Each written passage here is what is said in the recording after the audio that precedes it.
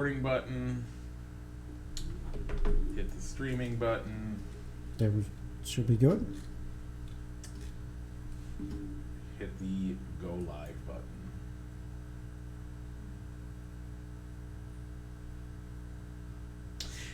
And we're live. I'd like to welcome those listening in on podcast land and to our friends on Facebook, as well as my buddy Rich. Rich, how you doing today? I'm doing good, Mike. So also, we can't forget about those folks over on the YouTube as well. Oh yeah. So big news today.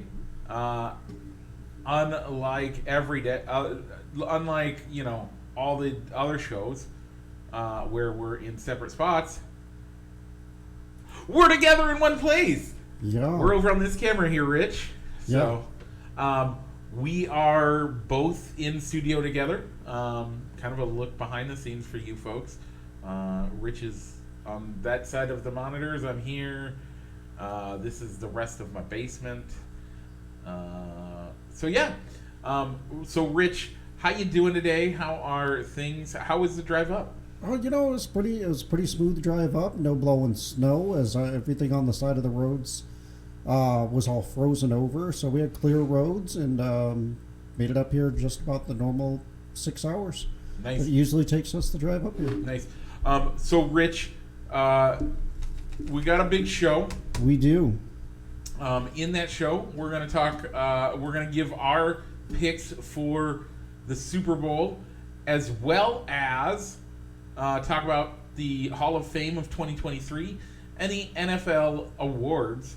What else are we talking about, Rich? Well, Mike, we'll be going into the NASCAR corner as we got to give you a recap of from the Clash at the Coliseum, as well as give you a little bit of a preview about the upcoming NASCAR season, which is just about a week away.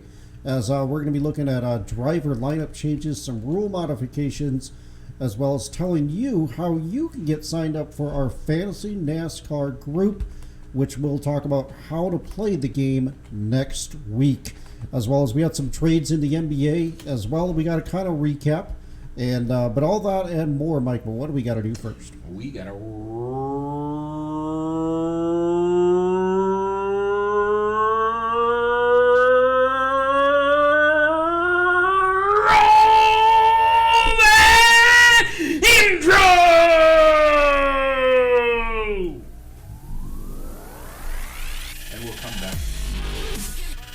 Broadcasting live from somewhere in Iowa.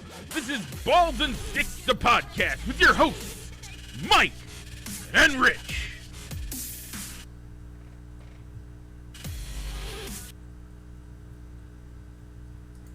And we're back. Okay, Rich. So, as we've established, we're in the same town. We're in the same place. We're next to each other. We don't actually see each other directly. I can see your arm. You can kind of see my hand if I do this. Anyway. Yeah, it's all because of that fancy wall that you've kind of formed with your 3-monitor setup. Hey, I use them all. I know you do it. Don't blame you. So, with all that happening, Rich, before we get into anything, let's get into the poll question. This week's poll question was Enter Sandman versus Cotton Eye Joe. Rich, where did you vote? Mike, I voted with my pick for this wild card play-in matchup, which was Cotton Eye Joe.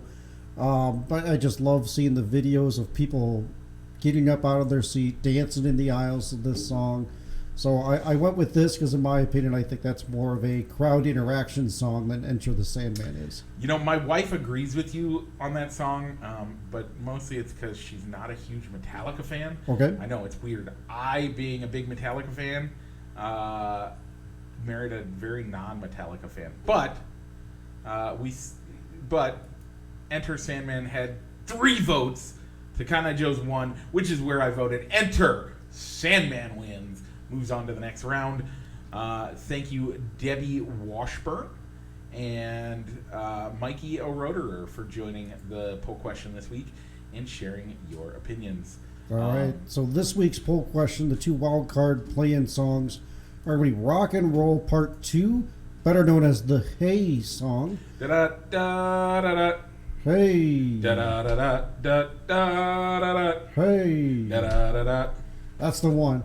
And it's going to go up against Rock and Roll All Night by Kiss. I wanna rock and roll all night and party every day.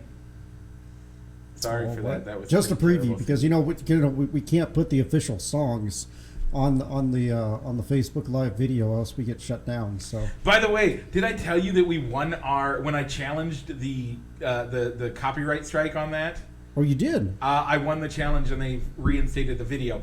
We don't get the whole video, so if you want to watch it on Facebook, up until we got kicked off, the week we had that, you can watch up to that point that we got kicked off, but Facebook doesn't have the full recording of it, so it doesn't matter. And it was reviewed by the folks that have the copyright for FIFA themselves. It was actually a copyright strike by FIFA.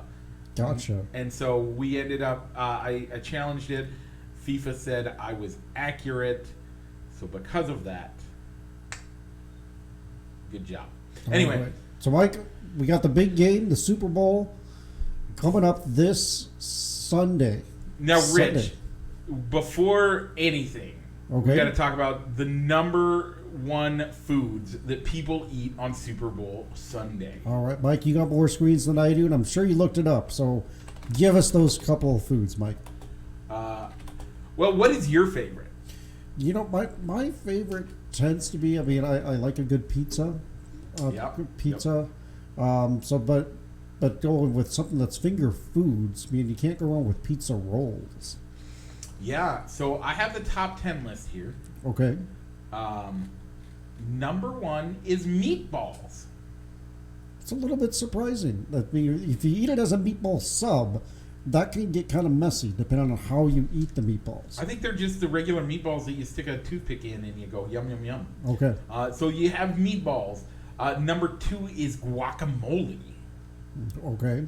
Number three, chicken wings. That makes sense. Number four, chili. Yep. Number five is your subs and sandwiches. Number six, shrimp. Huh. Okay, I do like a good shrimp cocktail. I never would have thought about that as shrimp gumbo, as something to eat while watching a big football game. My uncle used to do it a lot, so ribs. Gotcha. Is number 7. Number 8, pizza. Got it. Number 9, hamburgers. And number 10, popcorn. That popcorn one seems a little weird, but I don't know. To me, I think there's some mixes of like what your main dish could be versus what a snack is during the game, like with popcorn and guacamole. Yeah, I totally agree. I'm like, that seems. I've never thought of like just a big old bowl of guacamole being my entire meal for the evening. Yeah, that's just something I put on my plate with something else. Yeah, it's some chips. It's weird to me that that's the way that it goes. But so if you're gonna put popcorn on there, why didn't potato chips make the list? Yeah, they're on there, but hot dogs. I think chips were 11 or something. Okay, I'm surprised hot dogs or bratwursts were on there. Pigs in a blanket are 12.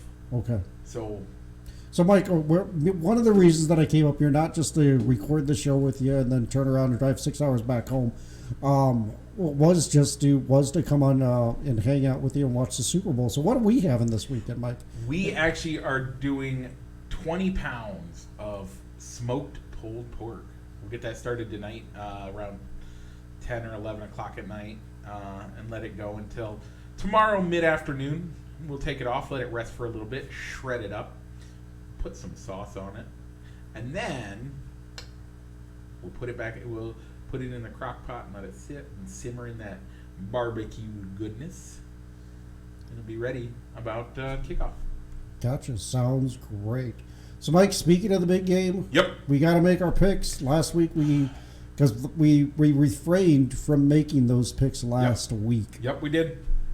So, Rich, I know who I want to win. Okay. I kind of think it's different than who I think is going to win. And I can understand that. I think both teams are well evenly matched. You could see a high-scoring game, but you also could see a low-scoring game. I just don't know what to make of this. If you're watching on Facebook before the game starts, and we can see when those comments come in, so I'm watching you. But if you're watching, give us a comment. Boom. Go down there, get the comment. Say, hey, I think it's going to be this. Also, in the comments, say hi. If you say hi or give us a comment in there, we'll put it on the Facebook. So did you say who you think's going to win? So for the official lunch bet, Rich, you have honors, so we are going to let you pick first. Okay. I'm going to pick, and then I'm going to tell you, I might tell you who I want to win versus who I pick. Okay. I'm going to go with the Eagles. They just seem like they're a totally different team when Jalen Hurts is healthy. Yeah. Jalen Hurts is healthy, and when he's been in the lineup, they have looked just unstoppable. Yeah. Totally different team. He's healthy, and for whatever reason, something that just popped up, I don't think it has anything to do with the game, but interestingly enough, the player that wins the most valuable player award always loses in the Super Bowl. Just never won a Super Bowl. That's about. I hope that changes. My team I want to win is the Kansas City Chiefs. That's who I'm taking for our bet. Okay. Because you got to make the bet this year. So you have honor. So you get the Eagles. So if the Eagles win, I owe you a lunch at a to be determined time. If the Chiefs win, you owe me a lunch at a later to be determined time. Yes. So with that being said, I like the Chiefs are my AFC team. I say it every time the Chiefs are gonna be in the playoffs or when they're in the Super Bowl. I try to always say how much I like them.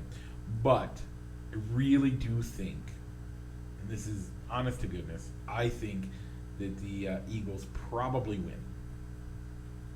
But I want the Chiefs.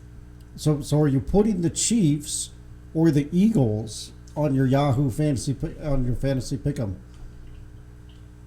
Rich, that'll be a game time decision. Okay. I'm probably gonna pick I'll probably pick the Eagles. Yeah. Now, by all means, neither of us have a chance to win because Revenge of the Lake Beast sealed it up with his picks that came correct off of the championship game weekend. So congratulations to Revenge of the Lake Beast, or his real name, John. Yeah, for winning our Yahoo Pick'em challenge. We'll be bringing that back next year, and once Yahoo opens that up for registration, we'll make sure to put that into the comments, into the show description, so you can join our group. By the way, it's not too late to join. You can still join our fantasy pick'em, our tournament pick'em. You can still pick the pro pick'em, and you can pick the Super Bowl. If you do that this week, you will get. We will give you a shout out, and you will automatically be sent an invite for next year's fantasy pick'em. Very true. Good point, Mike. So, if you think that it sounds like fun and you want to be a part of it anyway, join. Make a pick for this week. It's still in the show description. I didn't take it out. So because of that, I would say join now. Let me make sure it's in here. Yeah, our pick'em is still in there, so you can still do that. If you do that, you'll be able to join us and watch all that stuff. And so next year you'll get it. It's not too late. No, you're not going to win the overall, but you'll get a shout out for next week's show. So if you would like to do that, come on and join us. Let us know. Okay. All right, Mike. So when talking about my Super Bowl pick, I did allude that who won the MVP, which was Patrick Mahomes. getting looks like 48 first place votes, winning with a total of 490. Jalen Hurts came in second. I think that maybe that vote total and points total could have been a little bit closer if he hadn't been injured and missed 3 games. Maybe the Eagles go undefeated if he hadn't been injured. And Josh Allen came in third. Now, Mike, the one person I'm kind of surprised to receive votes here. Yeah. Justin Fields. He meant a lot to his team. But I don't know about if it was enough to be a MVP vote. And Mike, I'll let you give the other surprising person that got a vote for an MVP. So, and I don't have his name. And I do. Okay. It's actually on there. It is. You did put it on there. Okay, let me get there. Danny Clementon. I didn't bring that up yet. Yeah, Danny Clementon. He was the athletic trainer for the Buffalo Bills. Yep. That brought Damar Hamlin back to life on the field. Yeah, he life-saving CPR. He received one fifth place position.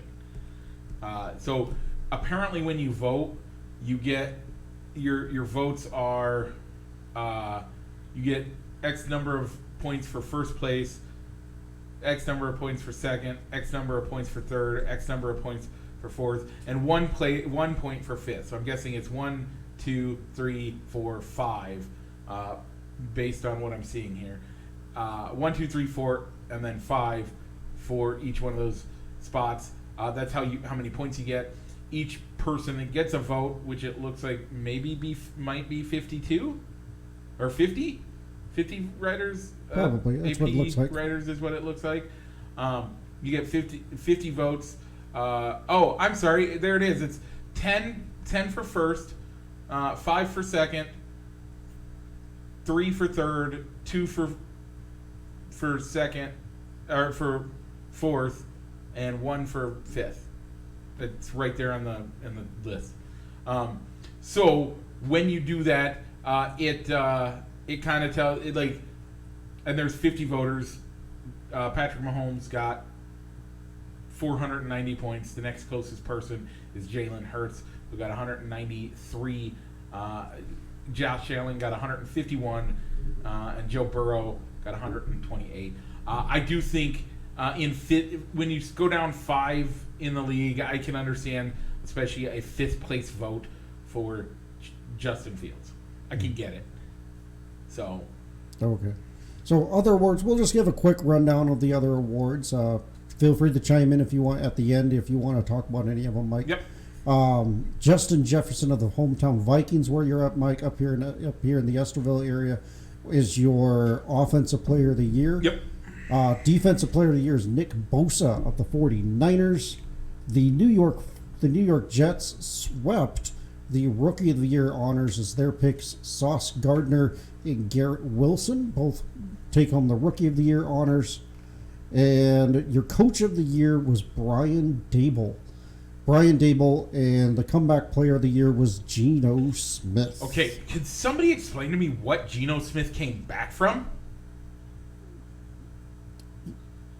You know what? I can understand that. What? He was the backup quarterback and had a Pro Bowl season. But yeah, I think you're right. Okay. It doesn't necessarily say he came back from anything. But he wasn't injured. There wasn't anything for which he did anything to be a comeback. He didn't come back from anything other than, it's about the equivalent of Michael Jordan winning the comeback player of the year when he returned to basketball. What did he come back from? Playing baseball? Yeah, but the closest thing you can come back from that you can constitute and justify a comeback was that it was his first full season as a starting quarterback since 2014. But he was in the game between 2014 and 2020. It isn't like he left the league. And he played as a starter because of an injured starter, if that makes sense, in that time. He was the I think backup he got some spot starts there every once in a while. who got spot starts. Yeah, I don't know if it. I don't really know if that deserves a comeback player of the year award. Now, But I've never really gotten the point of saying that somebody that missed half of last year with an injury comes back, returns the form like everybody thought he would, and then they get comeback player of the year award when you were fully expecting them to have that type of season. yeah, but what it is what I actually like that type. I like when you're coming from a guy who had a season-ending injury. I think, and everybody agrees, the best one ever is Alex Smith, right? Yeah, Alex Smith. Nearly having to have his leg cut off to being on the field and starting a game. Best comeback story that we've seen in our lifetime. But does that mean, like, and no, we didn't have any of those big stories over the last year. That's a good thing. But I think comeback player of the year should be one of those AP awards that doesn't actually happen. If there's nobody that came back from any real adversity, don't give it out. You know what? Who could have gotten comeback player of the year award? Who? Damar Hamlin. I think he will next year. If he steps on the field next year, he definitely will next year. All right. And the final award, Mike, we had was the Walter Payton Man of the Year award, which was given to Dak Prescott. Is that because he lives in Texas and didn't decide to rape a bunch of women? No. Oh, okay. No, I guess it's through his foundation, Faith, Fight, and Finish, which focuses on research into colon cancer. I mean, the other quarterback that lived in Texas at the time in the NFL got shipped out because of stuff. Why wasn't... I mean, with the same logic of Geno Smith, why would Deshaun Watson not be the comeback player of the year? Because they probably wouldn't want that negative publicity of why he was away from the game for a full year. He was gone for a full year. Yep. He came back, he got a starting quarterback job. And he did well. He did well enough. I'm not saying he's great, but he did well enough. You Especially considering the limited amount of time he was allowed to practice with the team, be a part of the team, yeah, before he actually had his start. I mean, maybe the only other player I can think of is Christian McCaffrey, maybe? Yeah! Christian McCaffrey came back, got hurt bad last year. Yeah. Got hurt pretty bad last year and I came can back. totally go with that one. Okay. So enough said about that one. That's no big deal. Whatever. All right, Mike. Did Also you watch any of those, by the way? No, I didn't watch the Okay. award show. The other thing that came out on the Thursday along with the award shows was the announcement of the Hall of Fame class Yeah. for this upcoming year. Mike, why don't you give us the rundown of who those candidates are going to be going into Canton? Trying to see if they have... Okay. Rondé Barber, a cornerback from Tampa Bay. Don Coryell, head coach of the St. Louis Cardinals and the San Diego Chargers. Chuck Holly, a linebacker for the Chicago Bears and the Dallas Cowboys. Joe Klecko, defensive end and tackle for the New York Jets and the Indianapolis Colts. I think this one's slightly controversial, but Darrelle Revis, New York Jets, Tampa Bay Buccaneers, New England Patriots, Kansas City Chiefs. Ken Riley, cornerback, Bengals. Joe Thomas, tackle, Cleveland Browns. Zach Thomas, linebacker, Miami Dolphins, Dallas Cowboys. DeMaurice Ware, Dallas Cowboys, Denver Broncos, outside linebacker. All right, so Mike, you said this one's controversial. Well, why do you say Darnell Revis? Wasn't he the one that shot himself? No. I thought he had some issues at points in his career. Not that I know of. He is a very talkative, confident guy out there. Don't bother throwing. But he was a cornerback that could take one side of the field off the play chart, Revis Island. So I get it. I like the selection of Zach Thomas as well. Never got to play in a Super Bowl, never got a championship, but a great inside middle linebacker.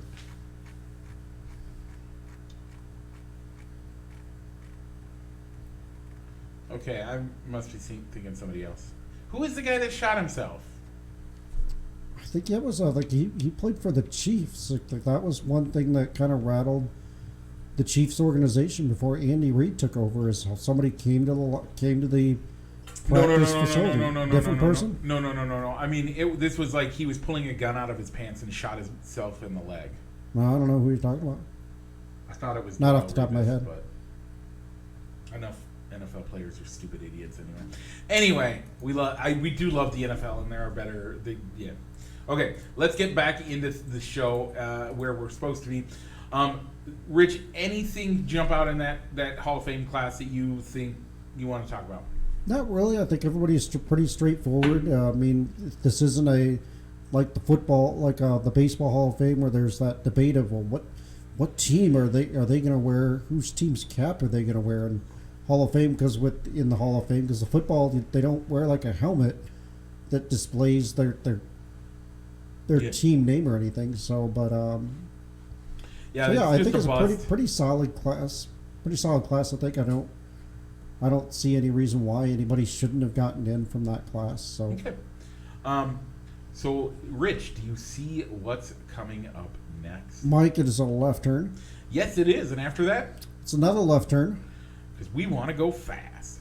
As we head to the NASCAR Corner, presented by Triple I Sports Cards Incorporated, Moline, Illinois. Check them out on 5th Avenue for all your sports memorabilia needs, or at their eBay store. Once again, that is Triple I Sports Cards Incorporated. Okay, Rich. So last week we had the Clash at the Coliseum. How much did you watch? I watched all of it, Mike. Nice. So I didn't watch as much of the heat trials, the heat races as I was hoping to. I think I saw like the last chance qualifying race, and then we made some dinner, made my lunches for the upcoming week for work, and then just had some popcorn and watched the main event. So we did kind of the opposite. We watched all of the heats and all of the last chance qualifier, and we watched maybe the first half of the race, and then they had the halftime show, and I was like, we'll get ready for bed, and I'll tuck you in and whatnot. And then I just decided not to go back and watch the rest of the race, and got caught up on some YouTube channels that I watch. Gotcha. I mean, I thought it was an entertaining race. A lot of Bubba Wallace ran pretty well until he got caught up in some lap traffic with too many cautions having to be thrown for various reasons, being on a really, really, really short track like the LA Coliseum. Yeah, I'm going to say Bubba Wallace's performance shows how good he's going to be this year. Yeah, that team is stepping up. It's going to be great. Yeah, Ryan Pierce was another driver that looked pretty well. Yeah. That ran pretty well on the Coliseum turf as well. Yep. It's going to be awesome. I can't wait. All right. So your race winner, Mike, was Martin Truex Jr., a guy that didn't even win a race at all last year. Yeah. Which is odd for him. As far as our two picks, Mike, my pick of Ross Chastain finished 8th. Your pick of Chase Elliott finished 21st. Yeah, didn't do too well, but that's okay. Nice thing about this, Rich, this doesn't count as a actual points. No. For our pick on that you and I do against each other. What it does count for is it gives you the right to pick first week 1. It does, for the Daytona 500, which is next weekend, Mike. Yeah. And with that being next weekend, you can join our Fantasy NASCAR group. We'll tell you how to play the game next week, because we never know. It seems like NASCAR changes up how they're going to play the game every single year. So we don't want to tell you last year's how to play the game by last year's rules and then have to re-explain it next week. So we'll just wait and see what it looks like when you can officially set your lineup for the Daytona 500 on Tuesday. So I know that I've shared it on my Facebook page. There's a link in the show description if you want to follow that link so that you can join us in Fantasy NASCAR and join along with Mike, myself, Easer Ease, and Dupo24. Yeah, look for that this weekend, or look for it now. You can join. If you've been in it, you're automatically join. If you don't do something for the first few weeks, we will remove you. But look for that. We'll both share that out again as the weeks go by. Okay, Rich, let's talk about some driver moves that have happened this year. As we will see many familiar faces in some different cars, and some that seem slightly NASCAR sacrilegious, if you will. Okay, you might have to explain that one to me. Okay. But yeah, I mean, the first one, kind of like the more biggest name player that changed places was Kyle Busch, going from Joe Gibbs Racing over to Richard Childress Racing as he takes over the number 8 Chevrolet. And that's the one that is the most controversial. It, to me, feels the most sacrilegious. Huh. Okay. Number 8 who? When you hear the number 8 car, who do you think? I really didn't become a NASCAR fan until we really started doing this show about 4 or 5 years ago. So I really don't have like a set name that I think of when I see the number 8. Okay, so for anybody that is a NASCAR fan, the number 8 is synonymous with Dale Earnhardt Jr.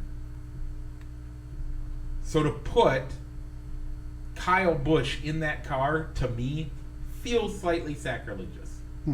So okay, but he's moving from the 18 car to the 8 car. The next person we have Tyler Reddick, who's moving from the number 8 car in Richard Childress over to the number 45 in 2311 Racing, the Michael Jordan, Denny Hamlin lineup. Yep, and he'll take the place of Kurt Busch, who had to vacate, who has decided to step down from full-time racing. He was the previous driver of the 45 car. Yeah. We also, so Ty Gibbs is moving up from the NASCAR Cup, or from the Xfinity Series to the Cup Series. And he'll get Kyle Busch's old slot at Joe Gibbs Racing, but will race with the number 54. And Joe Gibbs is temporarily retiring the number 18 car, which Kyle Busch piloted for many years. Next driver that really made the change place was Ryan Pierce. He's going to take over the number 41 car for Stuart Haas, with the previous driver, which was Cole Custer, going back to the Xfinity Series. But I don't think Cole Custer will be. He should be back in NASCAR next year, as Kevin Harvick has announced his retirement. So they'll need somebody to go into Harvick's old car, and of course Eric Almirola could retire as well. Yeah. And then Jimmy Johnson, we were going to see come back to racing. He became a part of the Petty GMS Johnson Racing team, and became part owner there too. So look for 7 time to make some big races. He's already announced that he is going to race in the Chicago race on the road. That's right. I think you could see him in a couple other places as well. AJ Allmendinger gets a full-time ride with Kaulig Racing. He mainly was a road course specialist, and more like the bigger events where you could have extra entries for Kaulig Racing. And Noah Gregerson is going to come up from the Xfinity Series and pilot one of the Legacy Motorsports cars for Richard Petty in the number 42. And Ty Dillon is moving from the number 42 Legends Racing team to the number 77 Spire Motorsports Chevrolet. All right, and then we have Josh Billick is going to run the number 78 Live Fast Motorsports Chevrolet. in NASCAR part-time. He apparently was in the Spire 77 part-time last year as well. And that's pretty much all the driver changes at the Cup level. At the Cup level, there was plenty of crew chief changes. Yeah. But we don't want to get too far into list radio. Yeah. So let's go ahead and talk about some rule modifications that are going to be coming out this year. And the first one, Mike, even though it was exciting to watch, what a way to end the race. The Hail Melon is going to be considered a penalty. Yeah. If somebody chooses to do that again. But it's going to be termed as a violation deemed to compromise the safety of an event or otherwise pose a dangerous risk to the safety of the competitors, officials, spectators, or others. Yeah, I'm a little bummed with that one. I think Ross did what needed to happen, and he did a great job. And he didn't cause anybody else harm. He didn't do any damage. He didn't do anything to anybody else. It was risky. It worked. Now, could it have turned out so terribly bad that it could have hurt somebody? 100% it could have. But that's sometimes part of racing. You got to do what you got to do to advance. And I don't think, I believe we talked about it at the time when we were recapping that race, that's probably not going to be a move that you're going to see every single week on those short tracks. No. If somebody's trying to win a race or finish in the top 5 or something to get place points, you're probably only going to see that type of maneuver in a win or go home situation like Chastain was in at the final lap of the race. Yeah. And on top of it, part of the way that works, I mean, part of what we saw there was it was one of those situations where he had to advance to get so many points. He did what he had to do. That's where it's going to happen. But Rich, if let's say you're bump drafting at Daytona, that's a normal thing. It happens all the time, right? Yeah, probably. Okay, if you do that, and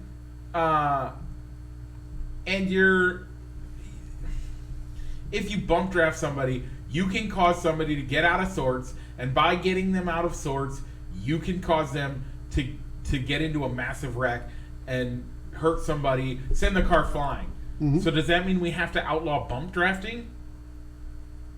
Using the logic that they're using for the Hail Melon, I think you could make an argument. If you're going to take away the Hail Melon, you might as well take away bump drafting. Except bump drafting is how you race at Daytona. That's how you do it. It's the only way to do it. Otherwise, basically the way that it works is you get to, like, if you do that, as you bump, it keeps you sucked up to the guy behind you. You stay locked in a tandem, and you do that for there's 8 to 10 to 12 cars doing that. If you let out of the throttle because of the way that their throttle bodies work, you actually then lose speed. And you lose, because the whole thing with Daytona is you have to keep your engine revving higher so you can keep that speed. If you let off to not hit somebody, you're going to lose the ability. You're going to slow down and going to slow the guy behind you. By the way, if you do that, the guy behind you might hit you and cause you to wreck. It doesn't work. Yeah. So it's dumb. I don't like it. And I also don't like the thing with the Hail Melon, because they've said that it'll be handled on a case-by-case basis. So this could all come down to a judgment call as well. If there's no clear thing to say how did this violate safety, compromise safety rules? And I have a problem with that. NASCAR tends to be one of the few sports that doesn't have real judgment calls in the sport. And now we're going to put a judgment call in? I don't like it. Yeah. Other rule changes you're going to see is at the road courses there will be no more stage stoppages. Okay. It's all going to be a continuous race. They're still going to give stage points. There just will not be a green checkered flag to stop the race. Well, not necessarily stop the race, but give people time to go to the pits and then regain their starting positions. It will be a continuous race. That's only going to be at the cup level. And the choose rule for determining the restart order will be extended for the 23 season, which will include the super speedway and the dirt track events. Previously it was not implemented at the Bristol dirt race and the super speedways. Okay. And I guess NASCAR officials adjusted the damaged vehicle policy, establishing a 7-minute repair clock for work performed on pit road. As was the case last year, no specialized repair tools are allowed. And I guess they might be changing the rules, the penalties for pit crews when encroaching on other pit stalls when coming into service may result in stalls will be highlighted with new orange markings instead of whatever they were previously. Okay. So watch for those changes to take effect when you watch your NASCAR. So there's white races. lines. Basically, there's white lines that determine where the pit stalls are, and it's sometimes hard to see it, and especially in a NASCAR in a car as you're coming up, because the wall is white, the lines are white, so it's kind of hard to see where the delineation is. So maybe I think that last one is more about if you enter. So by technicality, you're only supposed to be in that between the, like, any of your tires can only be inside that line where there are other, where there's like where the pit work happens, 2 spots ahead of where you're at. Gotcha. All right, so next week's NASCAR Corner, we'll tell you how to play fantasy NASCAR, give you our picks for the Daytona 500, as well as our preseason Cup Championship pick. I don't think that's a pick. I think that's a guess, right? Oh, yeah, you're pretty much, yeah, for both of them, really. Yeah. For a championship pick and who's going to win the Daytona 500, because Yeah. very rarely, because the track always wins. It's Yep. just which driver survives. By the way, Rich, I am going to change the rule for next week, for our ruling for the way this works. You can either, it's basically a coin toss. You can either choose to receive or defer till the following week, if that makes sense. Wow, well, Do you want to be odd weeks or even weeks? Is going to be how you'll make that determination, and we'll let that happen. okay. Okay. Let's head.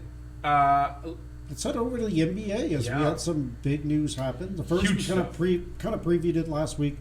LeBron James passing Kareem Abdul-Jabbar to become the all-time NBA scoring champion. Does this change the fact that he's the greatest of all time, or not the greatest of all time? Well, Mike, let me ask you this, Mike. Yep. Did you ever consider Kareem Abdul-Jabbar or Karl Malone the greatest players of all time in the NBA? I considered them in the top 5. Because that's where Kareem and Karl Malone were used to be 1 and 2 in the NBA. By the way, you know who number 3 was? No, I don't off the top of my head. Kobe. Michael was number 4. Yet nobody ever talks about Kobe, the mailman, Kareem Abdul-Jabbar in the conversation for greatest of all time. It always centers around LeBron and Michael. Yeah. LeBron and Michael Jordan. So for me, it really doesn't change it. Even if he plays 3 more years because he wants to play with his son, Yep. and he adds that point total. Now, by all means, will that record be broken? Probably not. Not for a while. Not for a long time. Actually, I'm going to disagree. I'm going to disagree because LeBron started even in the era of having more than. He started in an era where the 3 wasn't the king.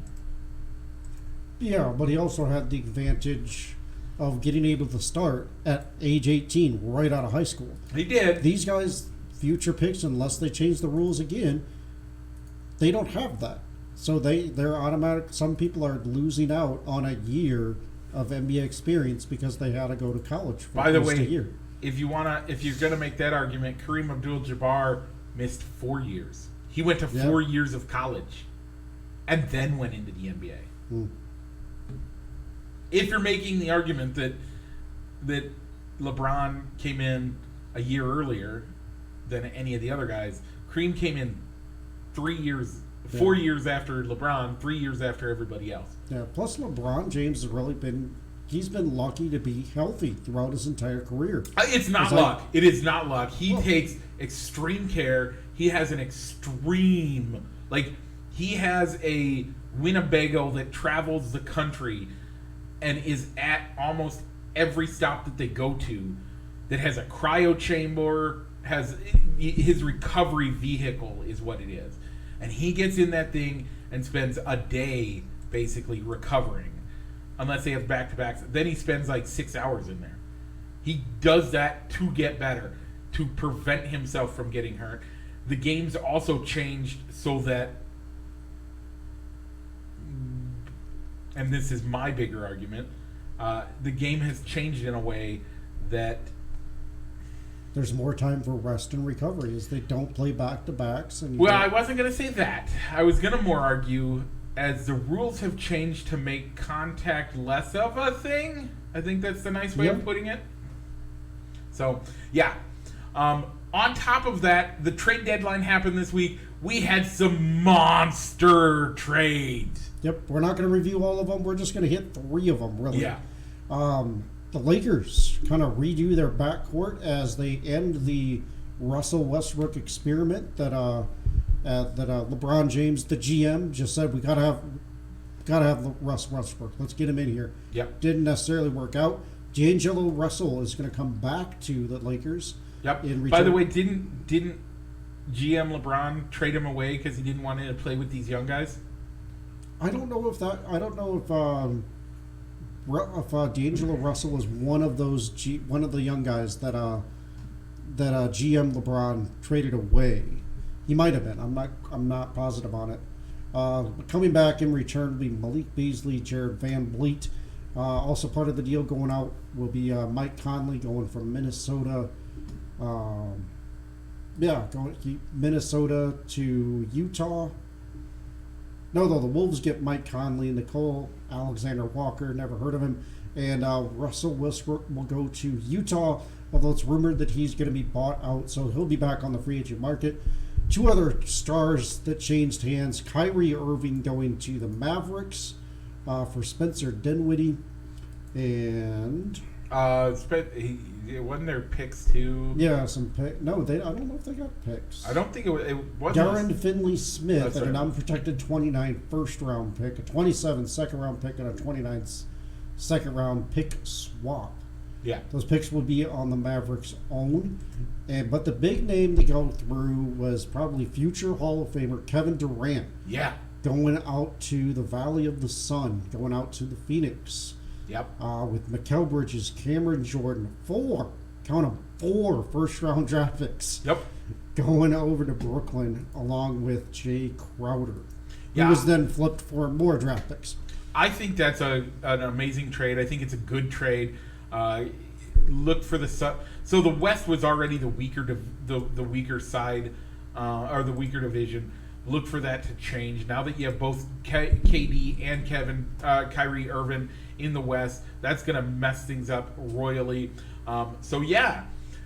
Rich, have you watched any basketball in the last 5 years? No, not really. Okay, I mean not NBA. You've watched some March Madness, obviously, yeah. Right? But I have watched 4 full complete games this year and like 3 or 4 partial games.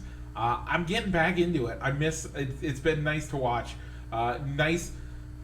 I think the thing that I like about basketball, football seems so big, such a big game, that it seems unattainable. Like for me, you go to a game, the closest you're going to be is almost a football field away. Where I'm going to sit to where the action is almost going to be a football field away. Whether it's up or out, I'm going to be a long ways away from it. When you watch it, the game is so big that it takes huge amounts of camera coverage. In the NBA, they can cover the game. You can cover an NBA game with like one camera and you wouldn't miss anything, really. It is fast-paced, but it's small enough, it's tight enough. It's fun to watch. I forgot how good it is. I'm getting back into basketball. All right, I might try and watch some games on Mondays. I'm going to have Monday nights free to myself here. Coming up here probably within the next couple of weeks. Okay. So anything else NBA news before we hit our quick hits and wrap this show up? Nope. All right, Mike. So quick hits. The Atlantic Division wins the All-Star Game 3-on-3 tournament. Yep. Between the divisions. Did you watch any of the hockey action? No, I didn't even realize it was happening. Yeah, I watched a little bit of the Atlantic versus Central Division game, a little bit before we had to go off and do something else later in the afternoon. That was the only thing that I watched. And the NFC defeated the AFC 35-33 in the NFL Pro Bowl, which featured a flag football game. Who cares? Yeah, I did. Like, by the way, Rich, give me the name again. Myles Garrett. Yeah, Myles Garrett hurt himself in the Pro Bowl. We can't have the Pro Bowl's too dangerous. We gotta stop. People got hurt at the Pro Bowl. We made it a flag football game, and it's too dangerous. Give me a break. Yeah, it sounds to me like I didn't read the article, but I think the headline grabber was that it seemed to be that the players enjoyed the flag football experience. So I don't think it's going to go away. And at the same time, the NFL is not going to turn down a way to get money. So as long as the Pro Bowl is profitable for them, they're going to keep rolling it out there. Maybe you see it just be aired on ESPN and not ESPN ABC. But if anything, it's something to keep the NFL in the news between the end of the conference championships rolling into the Super Bowl, so you don't have an empty Sunday of programming. And Mike, why don't you go ahead and detail the last thing that we have on our quick hits? This one is huge. The UConn women's basketball team lost back-to-back games. Why is that such a big deal? You're looking at me like, why are we covering a team losing back-to-back games? How is that such a big deal? Here's why. It was 1,083 games ago that they lost back-to-back games. Rich, how many of those 1,083 games, by the way, that's 30 years, 3 decades where they have not lost back-to-back games. 3 full decades. Wow. By the way, when we say this, how many games of those 1,083 games, how many games do you think they've won? It's got to be at least 90% of those games. UConn women's basketball is really good. They have won 1,008 of those games. Less than 70 games, or right around 70 games, 75 games. They've lost 75 games in 1,083 games. That's huge. So UConn loses for the 2 games back to back. They have a losing streak. By the way, they won the next game for the first time in 30 years. And beyond just first time in 30 years. Like, that's nuts. The next team to do it, it's only been like 170 games.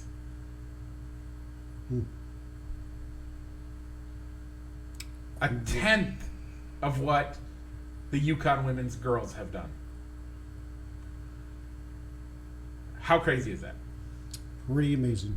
Yeah. All right, Mike, so that's this week's show. Do we have any comment or reaction shout-outs to give before we give our own shout-outs? We do not. No shout-outs or comment reactions. If you want to get one, make sure to leave that on the Facebook live feed while we're recording. We'll make sure to give you a shout-out.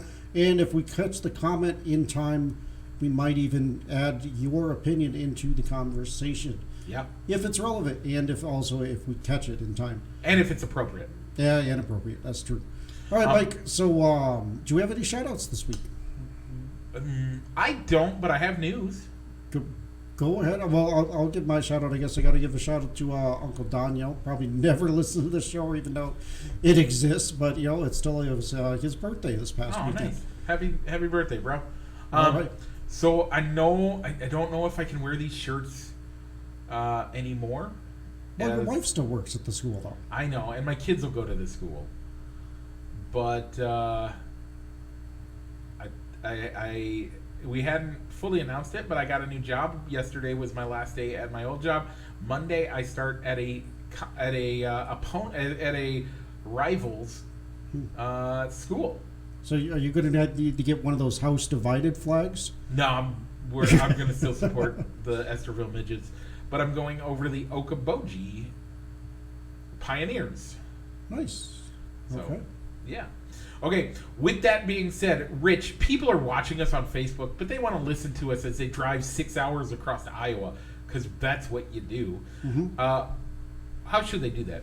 You know what? Look up Balls and Sticks, the podcast, wherever you find your other favorite podcasts. I always find I easily found us on Apple Podcasts, but I found us easy on Spotify and on Amazon. I believe I found it on Amazon. Yeah, but you can also find us on Google, iHeartRadio, and probably any other platform where you can download your podcasts from. Mike, if they're listening to us out in podcast land, they want to see the video feed of us, but they don't really like Facebook. Where else can they find us? You can find us on YouTube. And look for Rich and I dressed up in tuxes, acting like we're playing baseball. That's kind of our logo. So yeah, and also make sure that if you're okay with Facebook, look us up on the Facebook. Make sure to follow our page, either Fans of Balls and Sticks or Balls and Sticks, so you can get notified when our episodes go live and when we post our weekly poll question. If you want to participate in the poll question, go ahead and go over there. Rich, we've done the show. We've done the shout-outs. Mm-hmm. We've told people how to listen. What do I need to do now? Mike, why don't you go ahead and roll that outro?